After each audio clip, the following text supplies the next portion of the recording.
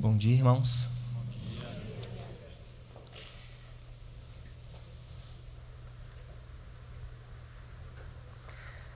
Vamos abrir em Êxodo, capítulo 12, versículo 11.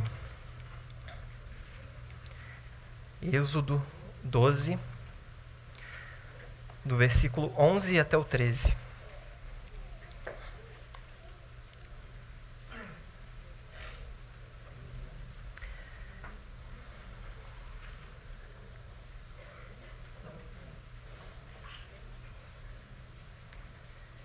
Desta maneira o comereis: lombos cingidos, sandálias nos pés e cajado na mão. Que comê-lo-eis à pressa, é a Páscoa do Senhor. Porque naquela noite passarei pela terra do Egito e ferirei na terra do Egito todos os primogênitos, desde os homens até os animais. Executarei juízo sobre todos os deuses do Egito. Eu sou o Senhor. O sangue vos será por sinal nas casas em que estiverdes. Quando eu vir o sangue, passarei por vós. E não haverá entre vós praga destruidora, quando eu ferir a terra do Egito. Vamos orar? Pai, te agradecemos por mais uma manhã, onde somos testemunhas da tua tão grande misericórdia, que se renova a cada manhã, Senhor. Estamos aqui diante da tua mesa. Queremos, Senhor, que teu Espírito Santo nos conduza para a honra e glória do teu nome, com louvores rendidos de nossos lábios, Senhor, para a honra e glória do teu nome. E que essa palavra, Senhor, o Senhor entregue a nós e fale aos nossos corações, para que entendamos um pouco mais, Senhor, sobre esse fazer memória até que o Senhor venha. Em nome de Jesus oramos a ti. Então aqui, né, está esse relato da Páscoa, né, aqui, a instituição da Páscoa, onde o povo de Israel estava escravo no Egito, né, os irmãos conhecem bem, e né, depois daquelas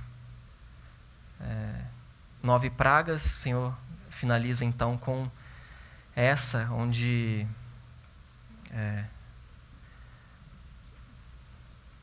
ele envia então, né, aquele anjo para matar todos os primogênitos, desde os homens até os animais. Mas aquele que, né, tivesse matado um cordeiro perfeito, pegaria o sangue desse cordeiro e nas ombreiras das portas colocaria esse sangue.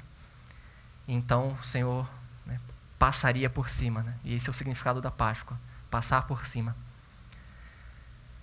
Então eles seriam livres, né, da morte dos primogênitos. E isso aconteceu então antes do povo, né, ir para o deserto. Certo. Quando os irmãos mantenham o dedo aqui e abram, por favor, ali no Evangelho de Lucas, capítulo 22. Lucas 22, versículo 14.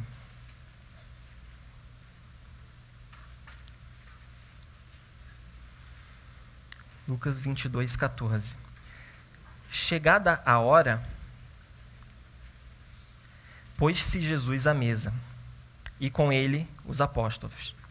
E disse-lhes: tenho desejado ansiosamente comer convosco essa Páscoa, antes do meu sofrimento. Pois vos digo que nunca mais o comerei até que ela se cumpra no reino de Deus. E tomando um cálice, havendo dado graças, disse: recebei, reparti entre vós, pois vos digo que, de agora em diante, não mais beberei do fruto da videira, até que venha o reino de Deus. E tomando um pão, tendo dado graças, o partiu e lhe deu, dizendo: isto é o meu corpo, oferecido por vós. Fazei isto em memória de mim. Fazei isto em memória de mim. Então o Senhor Jesus estava aqui com seus apóstolos, na sua última Páscoa aqui, como homem nessa terra. E ele institui então essa ceia, essa mesa. E ele fala para fazermos isto em memória dele. O nosso encargo hoje, nessa manhã, não é falar especificamente da Páscoa, mas a gente vai usar, né, esse evento para compreender um pouco mais sobre o significado e a importância desse fazer memória.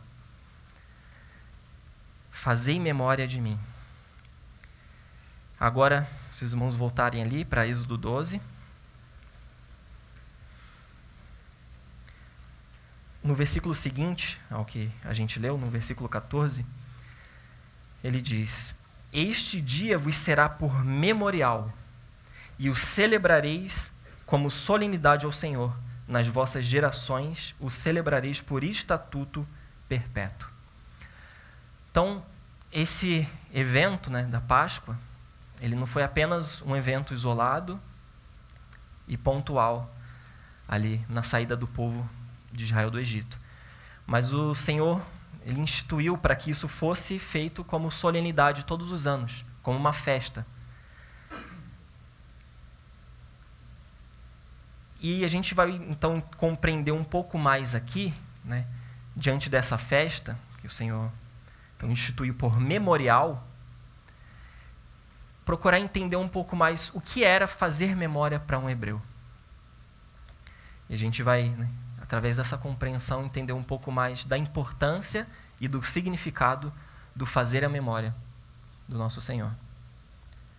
Um pouco mais adiante, ali no versículo 26 desse capítulo 12 de Êxodo, diz: Quando vossos filhos vos perguntarem, que rito é este? Respondereis: é o sacrifício da Páscoa ao Senhor, que passou por cima das casas dos filhos de Israel do Egito, quando feriu os egípcios e livrou as nossas casas.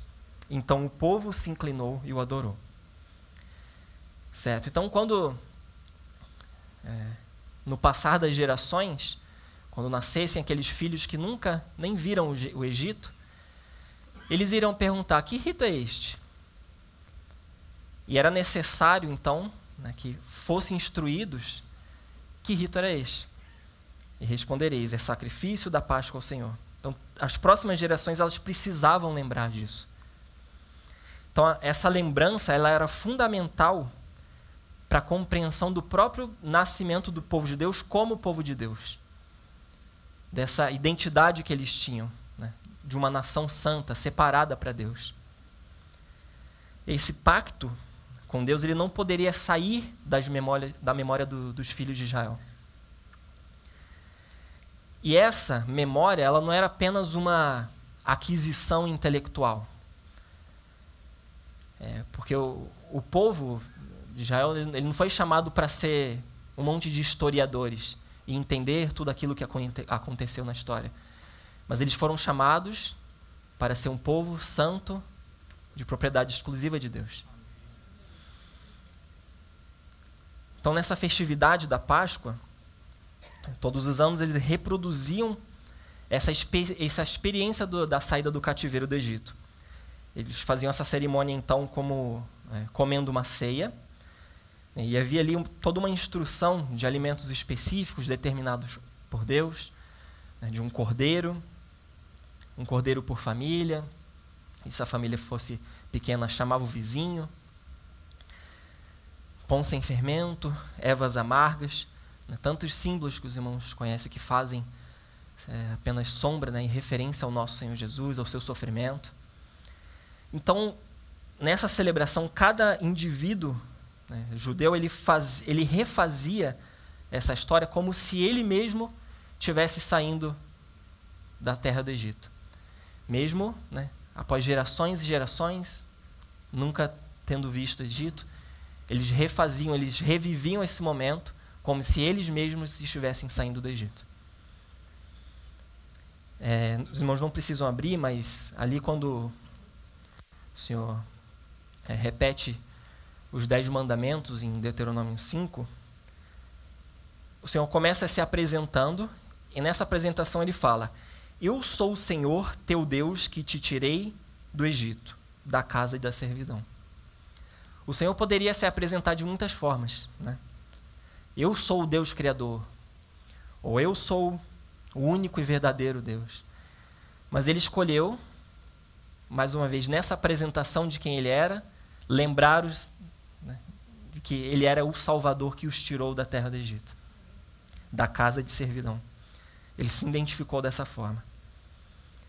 Então, depois, na repetição, né, desses 10 mandamentos, no meio dessa exposição, né, ele, ali no versículo 15 de Deuteronômio 5, ele fala: por que te lembrarás que foste servo na terra do Egito, e que o Senhor, teu Deus, te tirou dali com mão poderosa e braço estendido?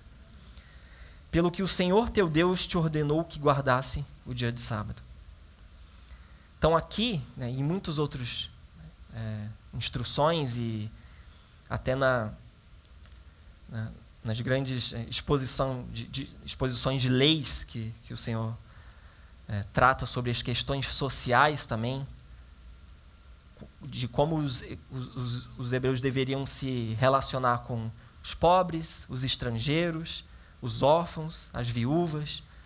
Ele fala de muitas formas ali, essa atitude de tolerância, de bondade que eles deviam ter com essas pessoas. Ele lembrava constantemente do cativeiro egípcio.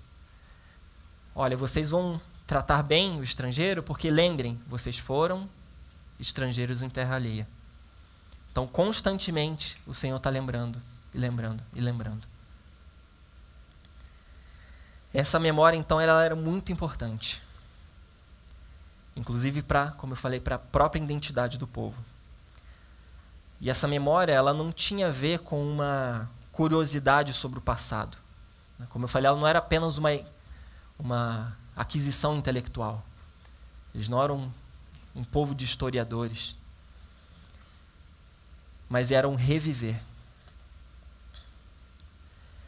E esse fazer memória não era apenas também feito como um ritual fúnebre, mas era um reviver no meio de uma festa ao Senhor, em forma de solenidade ao Senhor, onde cada indivíduo refazia a história como se ele mesmo tivesse saído, né, daquela terra. E isso ajudava na compreensão de cada um sobre isso que aconteceu no passado, mas ao mesmo tempo também de um fato presente, onde cada um revivia essa experiência. Então isso era fazer memória para um hebreu. Não era simplesmente uma instrução passada de pai para filho, onde eles entendiam, compreendiam intelectualmente, mas eles reviviam.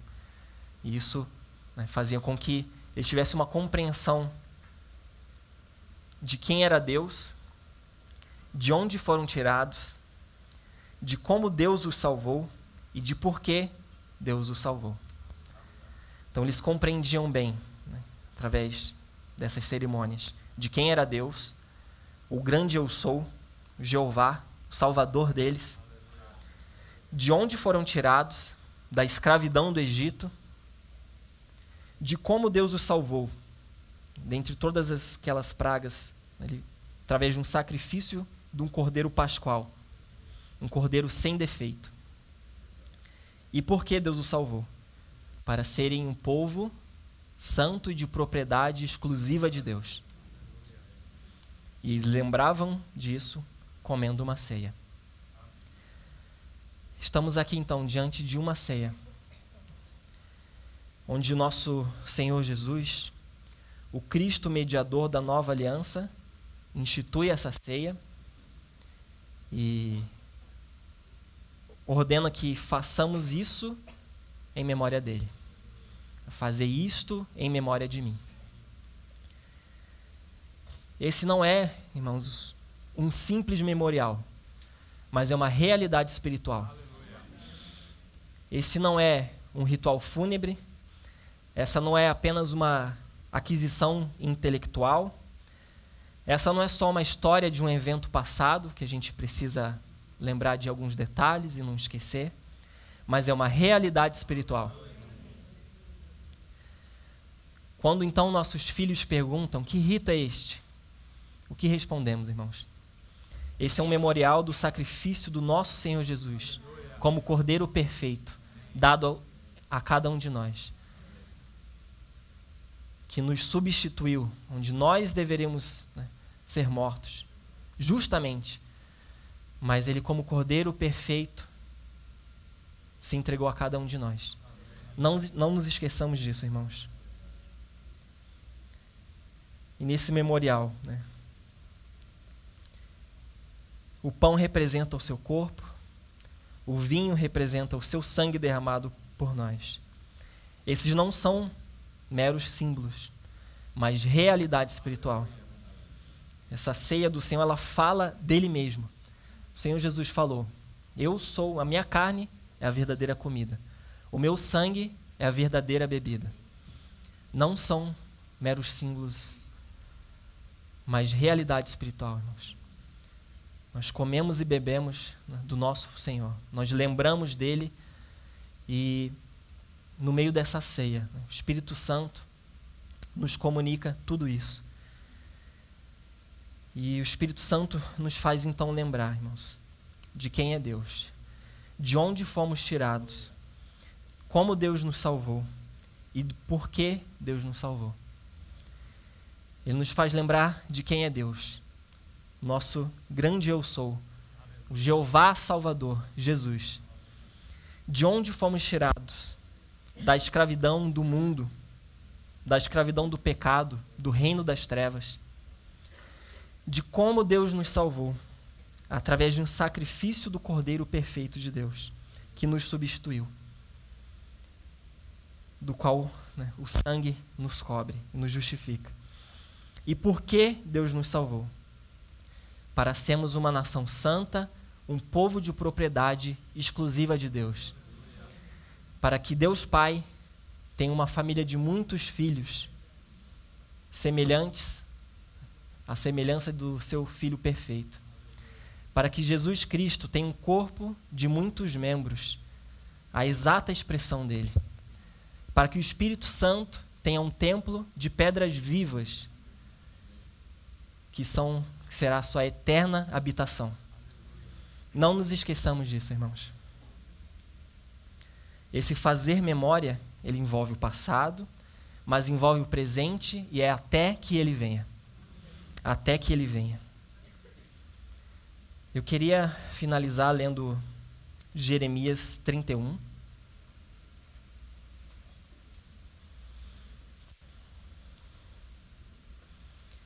Jeremias capítulo 31, versículo 31.